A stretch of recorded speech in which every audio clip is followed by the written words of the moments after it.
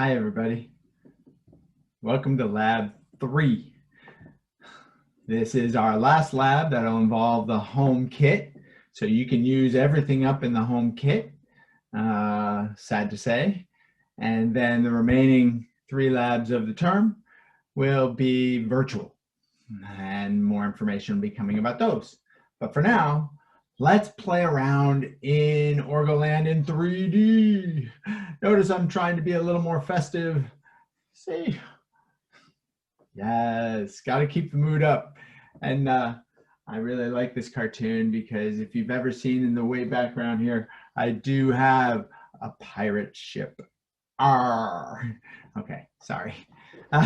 So let's get into what this lab is about and how you're going to create your polarimeter. So before we start all that, let's just make sure we're clear about why we should care about this lab at all. So you are going to be playing with enantiomers.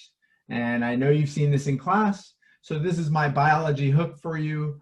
Hopefully some of you have heard about the drug thalidomide. It has a very nasty history. I recommend you go investigate what that history is.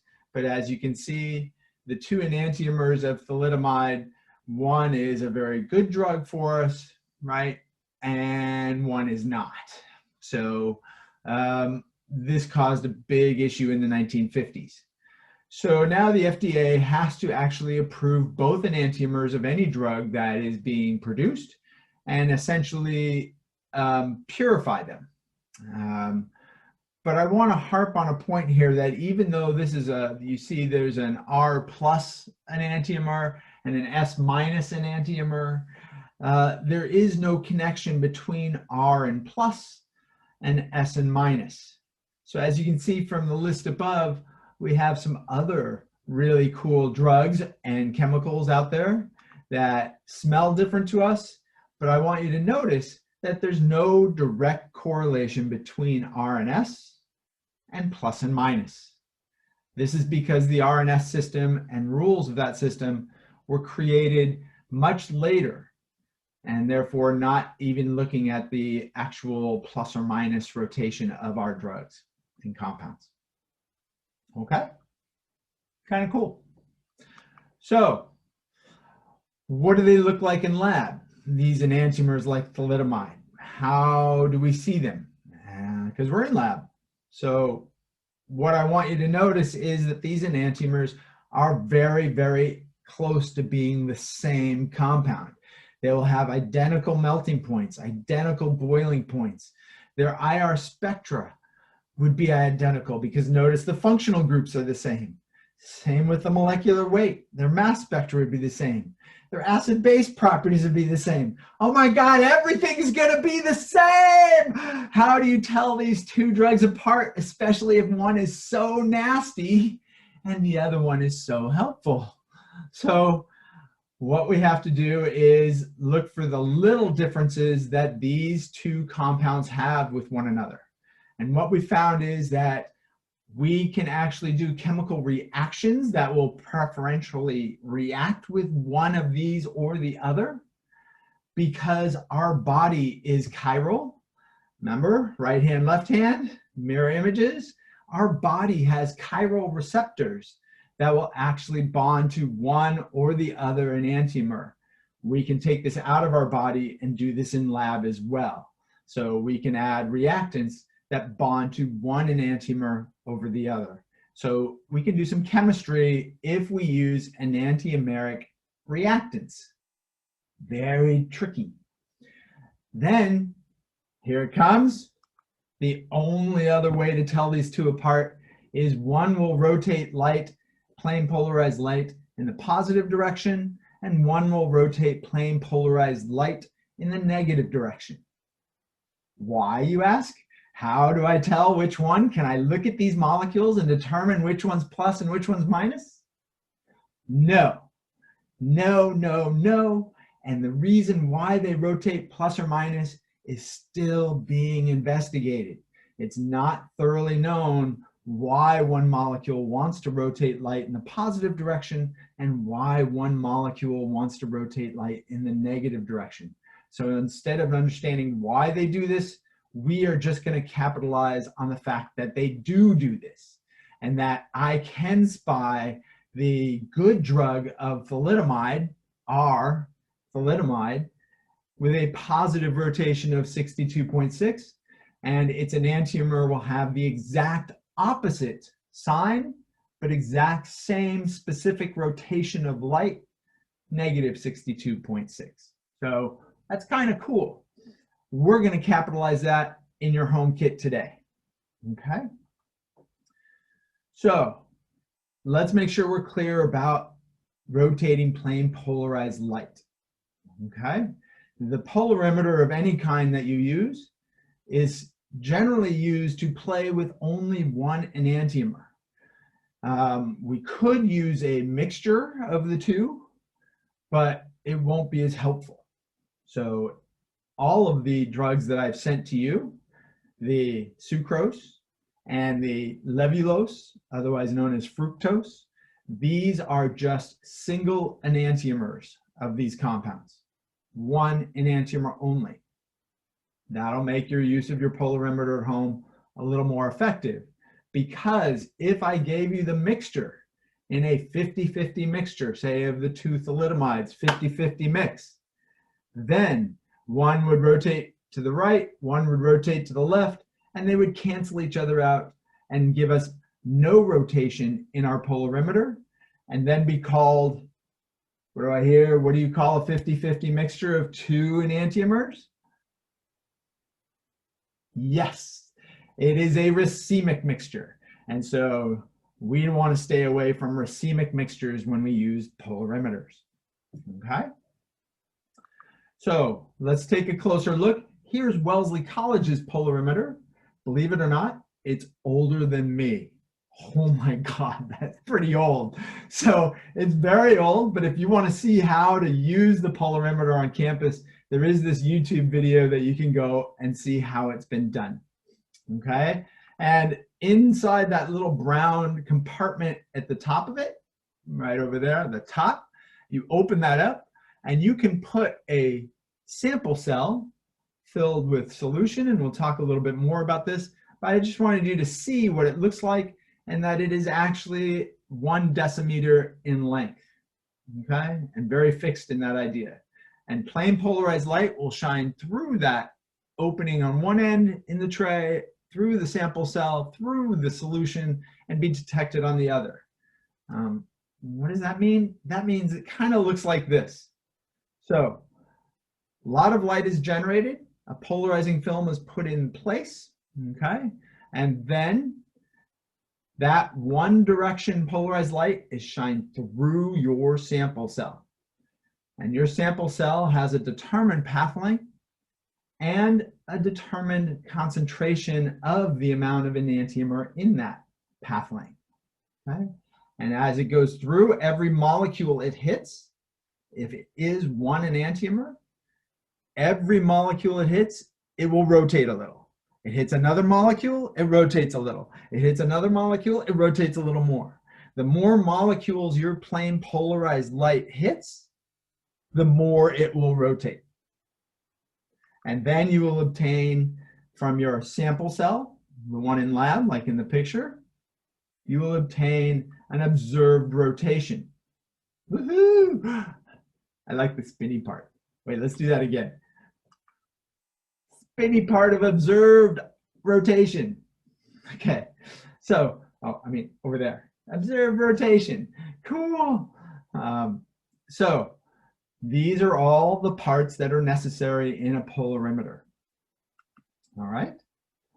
Because I want to be able to communicate to everyone in the world what the specific rotation is of thalidomide, for example, or sucrose or levulose. So if I want to communicate a standard value, a known value that we can all compare to each other, then I have to take all the variables that are part of this possible polarimeter, like the length that the light shines through your sample, like the concentration of your sample, which for your experiment at home, all of your solutions will be 0.5 grams per milliliter, especially if you make sure to rinse out all the solid and make sure all the solid dissolves in your water. Okay, so very important, we try to get it to be, I gave you exactly the amount of grams you need to create this concentration of solution. So you will have that known value. The path length will be known, and you'll measure the observed rotation using your polarimeter. That will all allow you to calculate what we call a specific rotation. And that specific rotation over there is really helpful in determining a standard value, just like an RF value is when we did our TLC plates. Okay? So, what is our polarimeter? How are they going to look like? Well, yeah, if you saw the lab manual, I posted my really kind of, I'm not a artsy, craftsy kind of guy, so understand my expectations. You guys are only going to go up from what I did here. And if I can make it work on mine, you can make it work on yours. So we'll try to build this polarimeter during lab this week, okay? And help each other with any of the nuances. All right? That was my sample cell that just tipped over.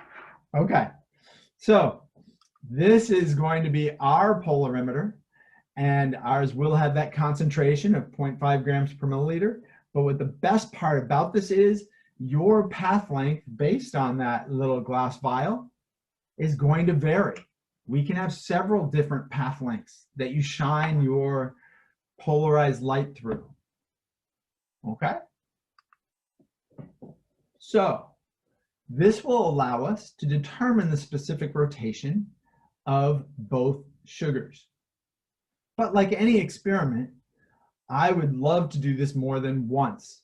Let's get an average value, but we'll talk about that more to come. So you are going to take your polarimeter and it will have a path length, but if your path length would be different. Say your vial is filled all the way to the 8 centimeter line, the 8 centimeter meaning 0.8 decimeters, which is what the formula needs, 0.8 decimeter line. That's a very large amount of solution. And as you shine your light, and instead of, wow, I keep knocking this over. And instead of having the light shine through the sample cell like this in our polarimeter at the college, your light is going to be your own generated light, either a light bulb or your phone light. Not too bright, bright enough to see through the actual solution and through the polarimeters into your eye. And you will be allowed to turn your polarimeters to cancel out the light and determine the amount of rotation that this solution of yours is going to cause. So we could do this once, and from this we would have enough data. We'd have the path length, we know the concentration, and we'd measure the observed rotation. We could calculate and do all of that once and get a specific observed rotation and throw it into our formula to calculate one specific rotation. So you could do this, but why only do it once? Notice your cell has 8 marks on it, 8 centimeters.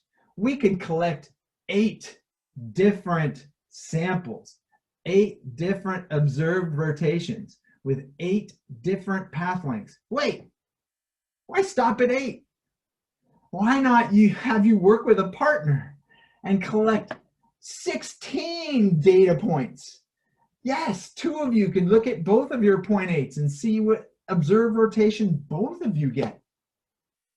Why stop there? In your breakout room, why not make 24 data points?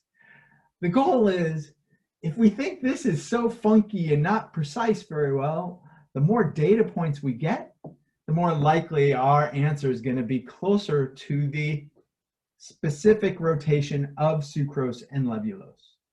So please feel free, collect as much data from as many partners as you want, reference them, and you'll have a huge pool of data that you'll be allowed to calculate your specific rotations from. But keep in mind, when you do something like only fill your sample cell half as much, you can have a little awareness, not being biased whatsoever, no bias, no fudging. But if you actually stuck that little solution and let the plain polarized light go through what looks like about half as much solution, then it's going to hit half as many molecules, rotate probably about how much? Yes, half as much. So your observed rotation for 0.4 decimeters should be about half as much rotation as it is for the 0.8. Please do not fudge your numbers, because this is not a precise instrument, but at least it'll give you a sense of, am I way, way off? Am I doing it at all correct? Am I getting like 10 times more rotation? Then it means you need to come back to something that's in this ballpark. Okay? Cool. In our lab, please try to determine at least one specific rotation using all the data for like just sucrose. So in your breakout room where you're all working on it together, try to work on it all together to get to the point where you can calculate at least one specific rotation with all of your data. Then at least you guys have gone through the entire process and you know how to actually calculate the specific rotation. If you're not quite sure, here's another practice problem. So here is some sample data for naproxen that I used using my polarimeter. And I don't have that many data points. So just 3. So if you want, take a moment here, pause the video, try to figure out the specific rotation for these 3 solutions and what the overall specific rotation average would be for these 3 solutions. And then the second question is, how far away are you from the actual known specific rotation of S plus naproxen, which is plus 66. And so you can see how close your value is to the known value. Okay? All right, pause, give this one a chance. Okay, here come the answers. Are you ready? So, if you are an algebra goddess, you might have already recognized that the formula to calculate the specific rotation could actually be converted into something that looks like the equation of a line. Yes, where if there was 0 enantiomers in the solution, or the path length, excuse me, was 0, then the observed rotation would be 0. So 0, 0 would be one data point on your equation of a line. You could do a linear regression using all of your data, plot it, and see what the slope is. But you have to make sure you got everything in the right places, the right y-axis, the right x-axis. But you can do it that way. Or if you have, with only 3 data points, it's very easy for me to just stick all the numbers in that I have and calculate individual specific rotations. So I could stick the +6 rotation I got from my polarimeter with the solution that was only filled to the 3 centimeter line and plug all that in. And this solution, as you can see, is not 0.5, but 0.25 grams per milliliter, and calculate the specific rotation. And you can do that for all mine here. I did it for all 3. I just did individual calculations. And then I averaged these 3 numbers to give me one specific rotation average for my data. This could get a little tedious if you have 24 pieces of data, but you can also use Excel with a formula and copy and paste and just let the formula go all the way down. Excel to the rescue. So have some fun. There's lots of different ways to calculate your average specific rotations. Just make sure that it's clear in your results which method you used, and then actually show your data and how you actually got your average specific rotation. Okay, when I got this plus 71.1, I'm like, oh crap, that's not an approximate, but let's figure out how far away it is. Whoa, it just flew up right by me. The percent error is here, where I look at the absolute value of the difference and divide by the actual true value, and I have a 7.7% error, which, to tell you the truth, using this little guy is awesome. Okay, just understand how crude this is and the dial here and how hard it is to measure it. You guys get anything like this, you're rock stars in my world, because very tough. But my hope is that if you have a lot of measurements, then it'll even out and all the weirdness will go away. Okay, so let's get ready for Orgoland in 3D, and I hope your family doesn't think you're all going crazy doing experiments with drugs like sucrose and levulose. Sugar is a drug, at least in our household. All right, I'll see you in lab soon. Please let me know if you have any questions. See you later. Bye.